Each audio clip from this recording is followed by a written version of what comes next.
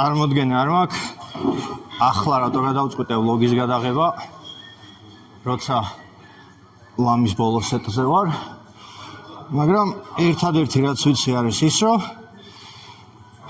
არის მიკროფონი, არის კამერა, არის ვარჯიშის დღე, არის მუღამი, არის აუდიტორია, არის ენერგია, არის სურვილი, ცოტა დასვენება ამასობაში. მოკლედ, ვაპირებ, რომ დავიწყო ვლოგები, ყოველთვის ვაპირებდი, მაგრამ სანამ ჯერ მიკროფონს ვაბრალებდი არ მაქვს თქო. მერე მონტაჟს არ მაქვს თქო, ისო, როგორც ხდება ხოლმე. მაგრამ ეხლა ყველაფერი. ასე რომ ვფიქრობ, რომ აღარ გავჩერდები. არ ვიცი აქედან რა გამოვა, მაგრამ ჩემთვის უკვე ისტორიული ვიდეოა, იმიტომ რომ ხარისხი აქვს თუ არა. მნიშვნელოვანია რა, რაღაცის დასაწყისი. ეხლა წონის გარეშე. ნამდვილად არ ვიცი მე რამდენი სეტია. მე-4, მე-5, მე-6 შეიძლება, მაგრამ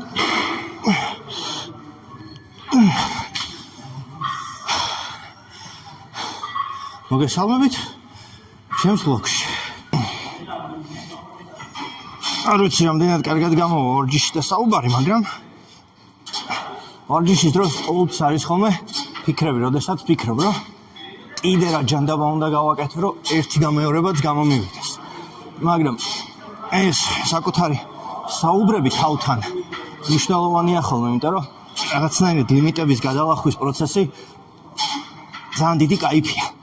და მე თერაპია, როცა იხსენებ, რომ არ შეგეძლო, მაგრამ მაინც გადადგე ეგ ნაბიჯი და როგორც ვარჯიშში, ასევე ცხოვრებაში მსგავსი მომენტები წითელი კალმით არის ხოლმე გასახასი და ყოველთვის ტკბილად გახსენდება. და მეც ვცდილობ, რომ ეგ ყველაფერი აღუბეჭდო საკუთარი თავისთვის. რთულია ვარჯიში და საუბარი. როცა აი ეს გიჩნდება, რა ქვია, ეჭვების მომენტი, როცა ჩნდება ხოლმე, ყოველთვის მაქვს ეგეთი ტრადიცია, რომ აი რამდენიმე ადამიანი ან პერსონაჟი ან რაღაც სიტუაცია შეგიძლია ხოლმე წარმოიდგინო, რომ საკუთარ თავს უფრო მეტი მიზეზი მიცე რაღაცისკენ. აი მაგალითად სწავლისკენ, ან მაგალითად პატარა დისციპლინა შეინარჩუნო სახლში, მეგობრებთან დროის ორგანიზების თვალსაზრისით და ერთ-ერთი მნიშვნელოვანი, რაც ჩემს ცხოვრებაში ძალიან ხშირად ხდება ხოლმე, არის წონებთან ბრძოლა. თან განსაკუთრებით დღის ბოლოს, როცა თითქოს ენერგია გამოცდილი ხარ, მაგრამ ჩემი საქმე იმდენად მიყვარს, იმდენად არ მღლის მოსწავლეებთან ურთიერთობა, აი რამდენი ადამიანი შეიძლება დღეში 20-25 ადამიანი გაუშვა ხოლმე, მაგრამ მაინც ყოველთვის რჩება ენერგია, რომელიც მე ძალიან მინდება რომ მოვახმარო ვარჯიშს. ასე რომ, არ ვიცი, დაუღალავი ადამიანი დამარქვი, ან საკუთარ საქმეზე შეყვარებული ადამიანი უფრო ვარ, ამიტომაც ალბათ დაუღალავი ხდები. მაგრამ რაც ყველაზე მეტად გღლის არის ეს ეჭვები, რომ გავაკეთებ თუ ვერა. ხო და ეხლა ზუსტად ეგ მომენტია რა, გავაკეთებ თუ ვერა, წინასწარ არ ვიცი, იმიტომ რომ მძიმეა. ნახოთ. 15 გამეორება. დამითვლით? მე უბრალოდ არ დავითვლით. შენ მითხარი რამდენი დამრჩება. ყოველი 5 შემახსენე მოკლედ რა. ოკეი. ჯერჯერობით იდეალურად სუფთად მიდის, მაგრამ ეხლა გრძნობ, რომ საუბარი სხვათა შორის ყურადღებას არ მიფანტავს. უფრო მეტად მეხმარება ხოლმე. ოკეი, პირველი 5 გავიარეთ. ეხლა არის მეორე ნაწილი. ზოგადად 15 გამეორებას ეგრე ვყოფ ხოლმე. პირველი 5, მეორე 5 და მესამე 5. ეხლა უკვე იწყება საკმაოდ დიდი წვა ზურგში განსაკუთრებით და ყოველთვის გაიძულებს ხოლმე რომ გაჩერდ. მაგრამ ეგ არის ყველაზე დიდი სიამოვნება.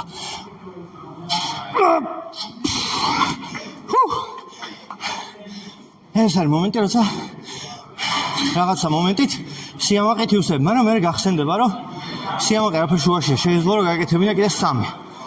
და ეს საუბარი საკუთარ თავთან ყოველთვის მე რაღაც downgrade გიკეთებს, რა ვერაფასებ საკუთარ შრომას. მაგრამ მე კარგია, ჩემი გადასახედით.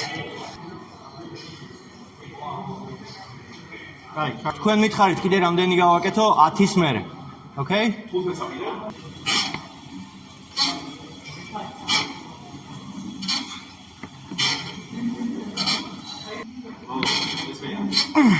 რამდენი?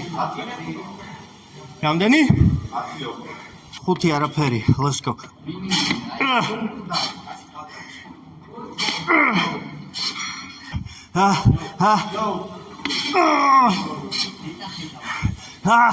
Come on.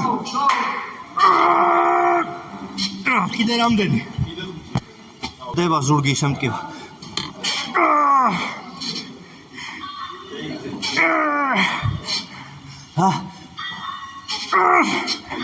ორი. Come on. Vola.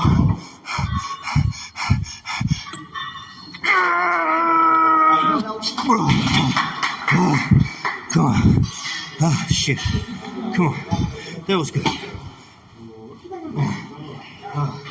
რაოდენობას მნიშვნელობა არ მიანიჭო. კიდე ერთი. მარტო საკუთარ შესაძლებლობებს უსმინე. კიდე ერთი. ადრეა ჯერ, ადრეა. კიდე ერთი, იცი რომ წავა კიდე ერთი.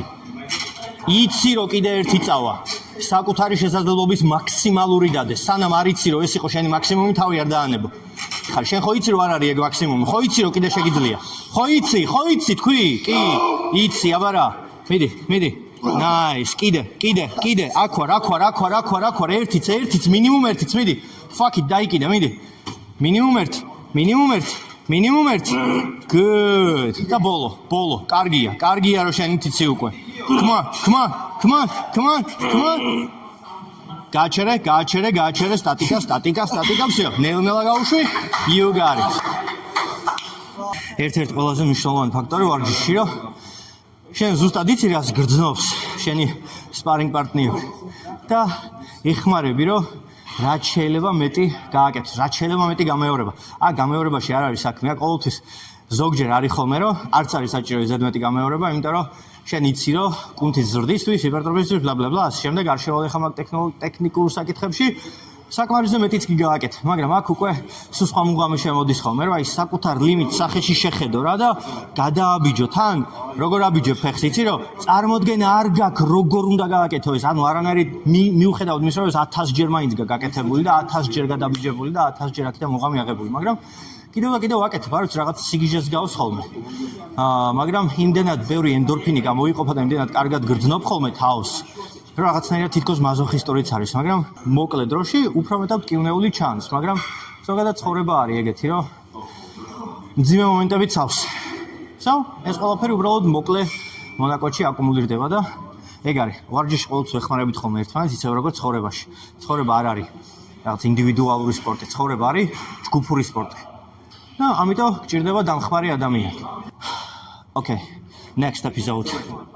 მოდი 10 გავაკეთოთ და მე ვნახოთ ლიმიტი.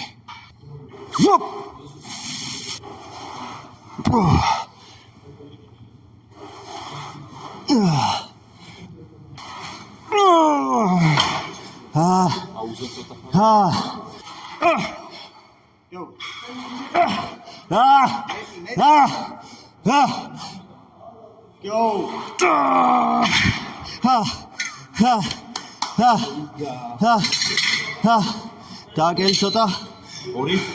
2.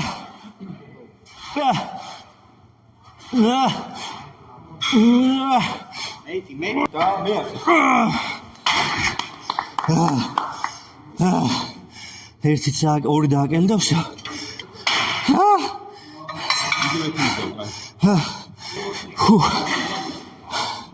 თავიდან რაც შეიძლება სწორი ტექნიკით რომ აი სულ ბოლომდე გამოიწუროს ყველანაირი ენერგია. იმიტომ რომ სუფთა ტექნიკით კეთება, როცა აიძულებს საკუთარ თავს იმდენ ენერგიას გართმევს, რომ აი ზუსტად ის კითხვის ნიშნები ჩნდება რა. აი როგორ გავაკეთო კიდე, როგორ შემიძლია.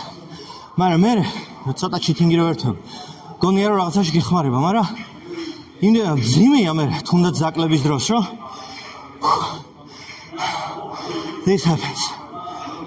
მაგრამ აი, თითქოს ძულებით სიცოცხლით უსება. გაზაფხულია ხელში. Nice. ძალიან კარგი იყო.